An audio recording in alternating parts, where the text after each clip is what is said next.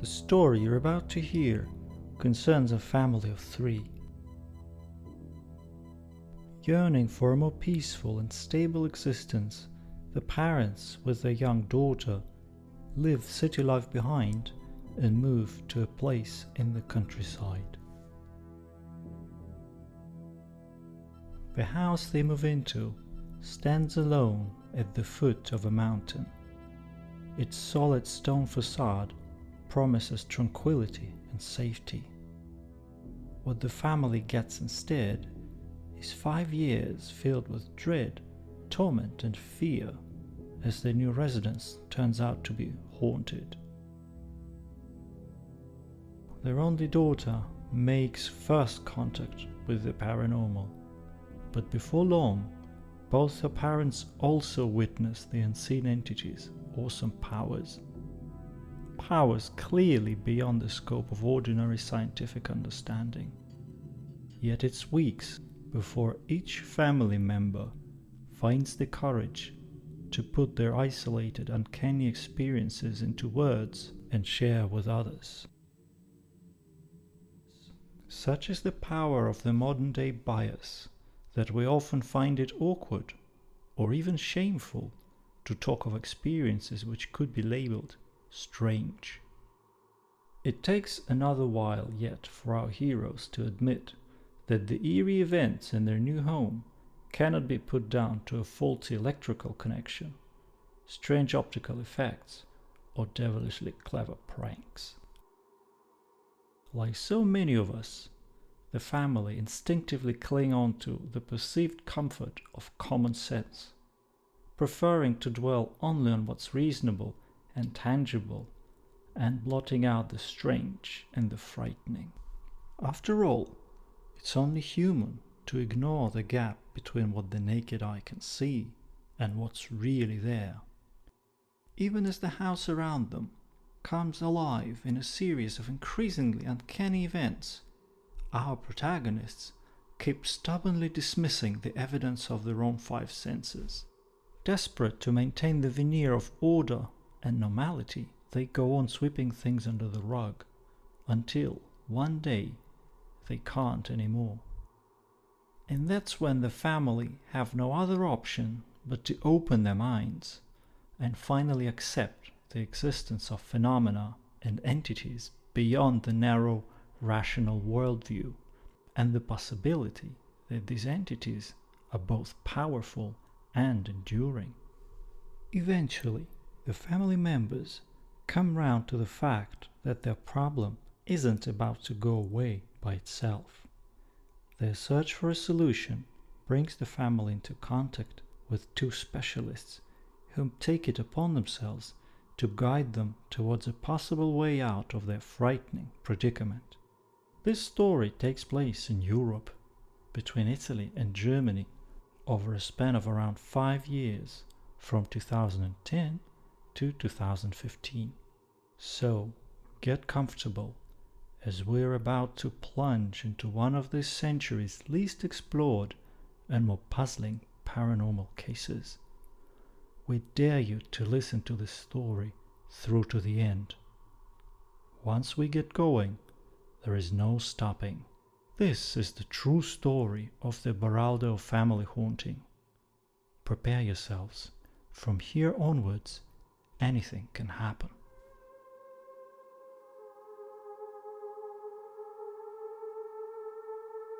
Our story begins in Germany. It's late autumn of 2014.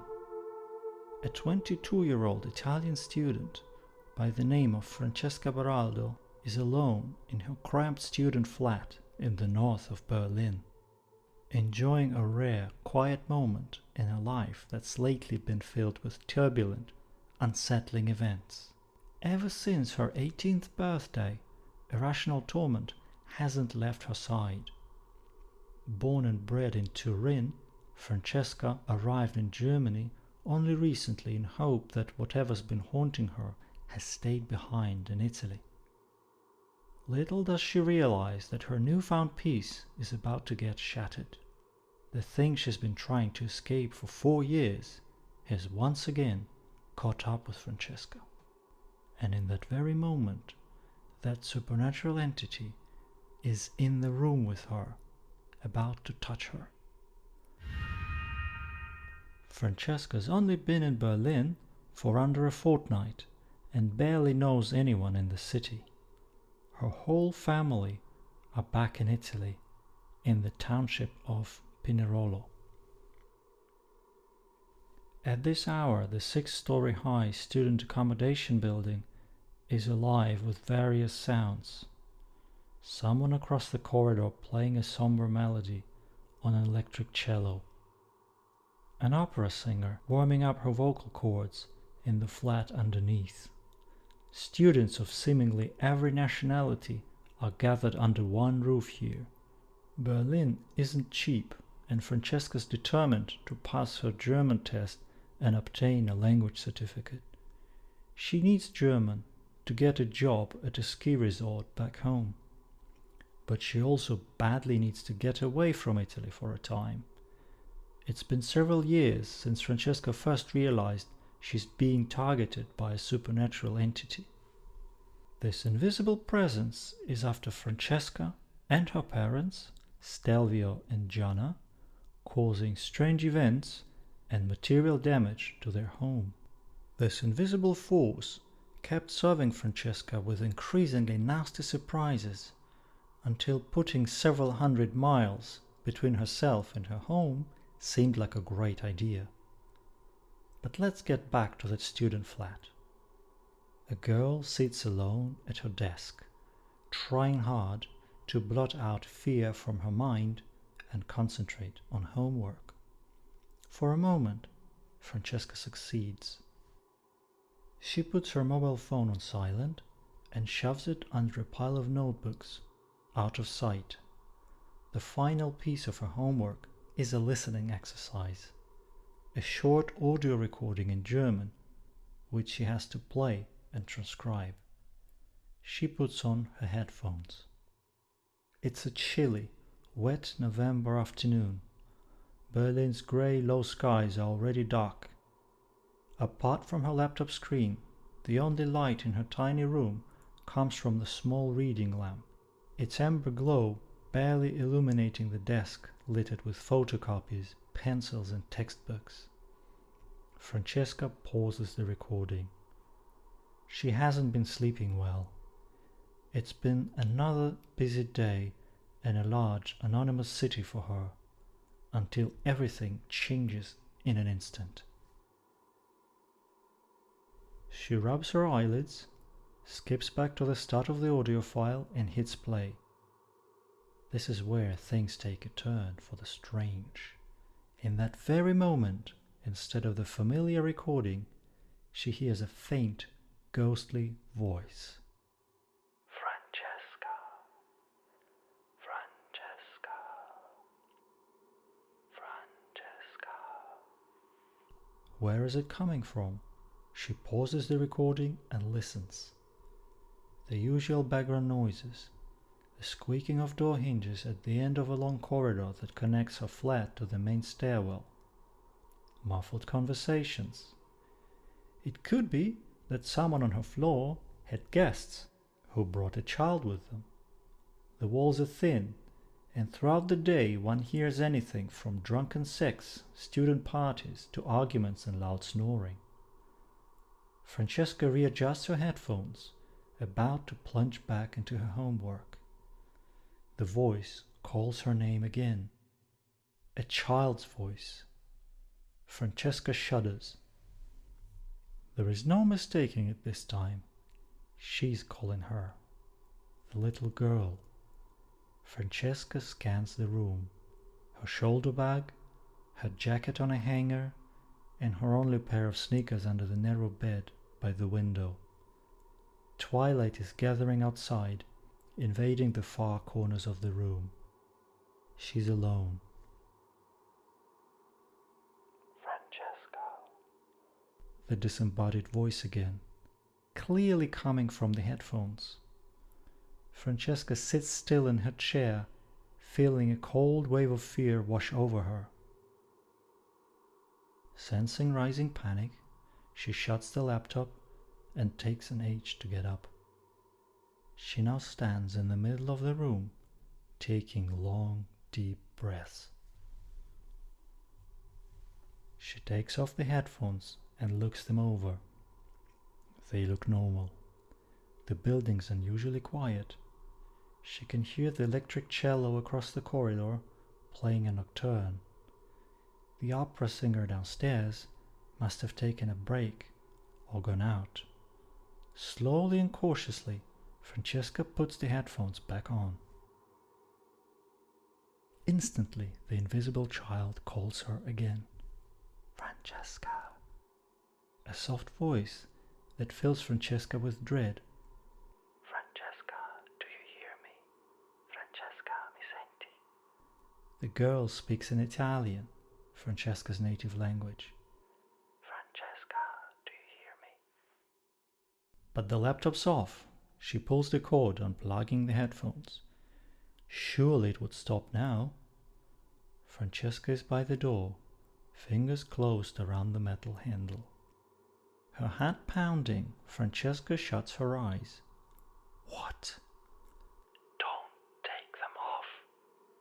What? Keep them on. You take them headphones off, you die. Ready to faint, Francesca leans against the door, looks around. The room's empty. She's suddenly aware that it's pitch black outside. How long has she been standing there? This is crazy. Studying like a maniac, putting in the hours, spending whole afternoons cooped up in that stifling room. Fresh air is what she needs. Fresh air to clear her head. Just as she's about to explain the disembodied girl's voice away as a hallucination of an overworked mind, it calls out again. Do as I tell you. Francesca pushes open the door, runs out, and charges down the corridor, leaving the door wide open. Just then, a strange, intense light illuminates the whole interior. She covers her eyes. It's no use. Bright, shining light, steadily growing in intensity. Francesca cries out and is gone, her mind subsiding into nothingness. The clear white light begins to dwindle, gives way to a muffled sound of a ticking clock. Francesca regains her senses. She can smell pine, fresh linen, and coffee. She's back in her familiar room in Pinerolo, some 576 miles away from her Berlin student flat, with no memory of how she got there. The eerie incidents that have plagued her since her 18th birthday have been small enough to put up with. Now her young life has just taken a turn for the truly bizarre. Welcome to Haunted Berlin. In tonight's episode, we'll be delving into another one of the unpublished paranormal stories set in Europe as collected and transcribed by Bruno Demarest. This episode covers the terrifying events experienced by the Baraldo family, which include a creepy episode at the student house in the vicinity of Leopoldplatz in the north of Berlin. This is one of the more detailed and creepier tales that I've so far discovered among Demarest's papers. It especially resonates with me since I personally knew a number of international students who lodged at that student house in the autumn and winter of 2014. We'll be getting into all the ominous details, some of them puzzling and fragmented. I tried to contact Demarest a number of times to establish the exact degree of his involvement in the Baraldo case. I did not succeed.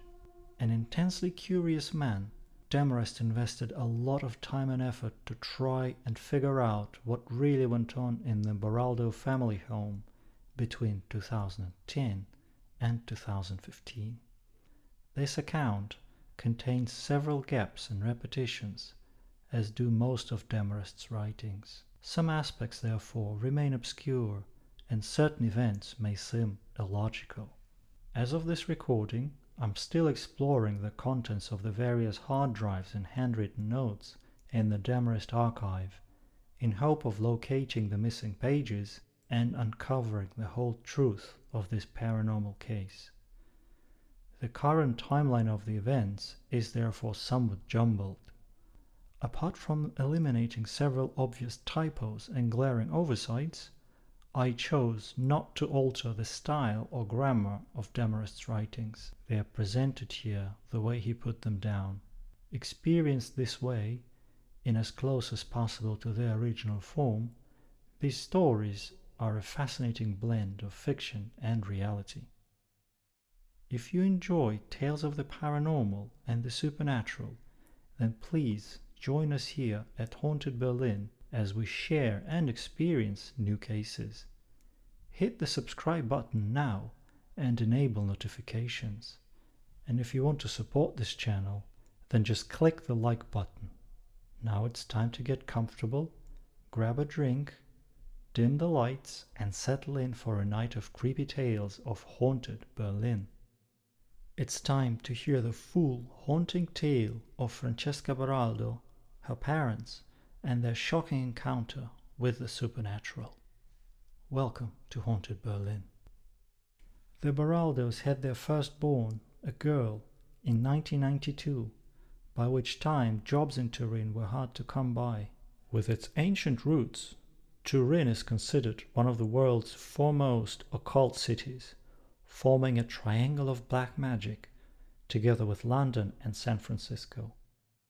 It's home to many urban legends, and in the early 1970s was rumored to be the residence of several thousand Satan worshippers.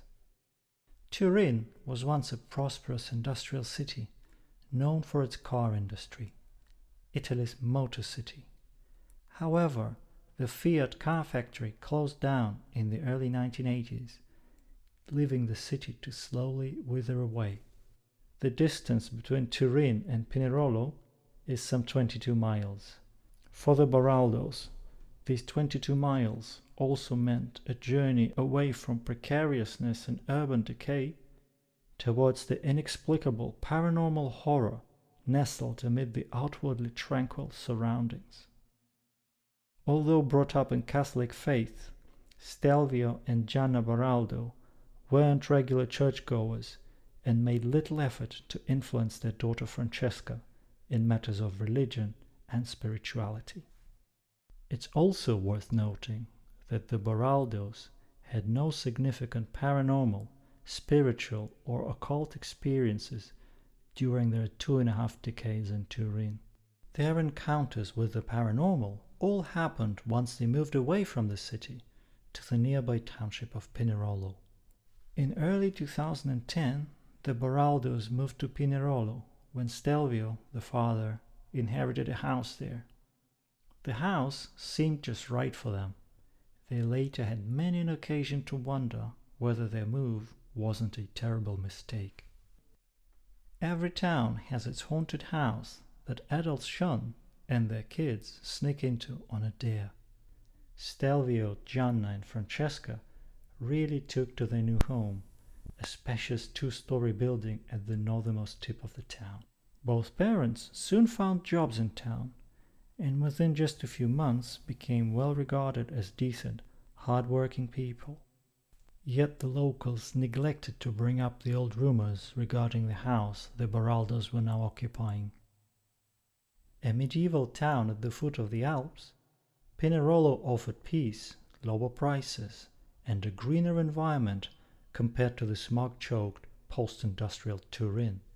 Except in this particular case, it also came with uniquely terrifying supernatural encounters. Each morning after breakfast, Stelvio, an in-demand mechanic, would start his van and be off to maintain and repair harvesters, tractors, and other machinery at various farms and locations around the valley. Gianna worked mainly from home as an illustrator of children's books, and she also had a part-time job which took her into town a couple of days a week. The early warning signs that their house harbored something strange were faint and all too easy to overlook. The first reported odd occurrence from the home came in the spring of 2010, when their daughter Francesca Baraldo turned 18. The Baraldos were still struggling financially following the move, so there wasn't a big party. This was just a quiet family celebration, and Francesca was to have a separate party with her friends the coming weekend. Yet Francesca's mum had managed to put away a little something aside for the occasion.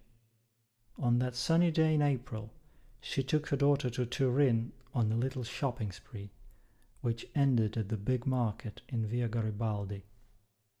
Francesca and Gianna returned home with bags of stuff, including a pair of shoes Francesca picked up at the market.